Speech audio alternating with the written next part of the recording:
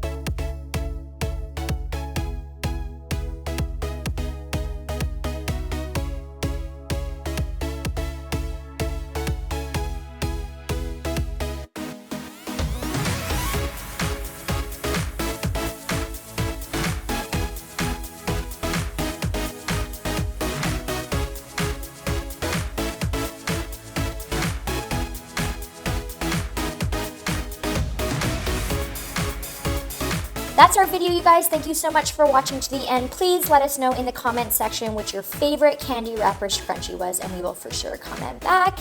And you guys, enter our giveaway, subscribe, share this video, like this video, and you will be for sure entered. We are at almost 150,000, so hopefully sooner than later we can let you know who the winner is once we reach 200,000 subscribers. Some lucky person is going to win this Nintendo Switch. Thanks, everyone.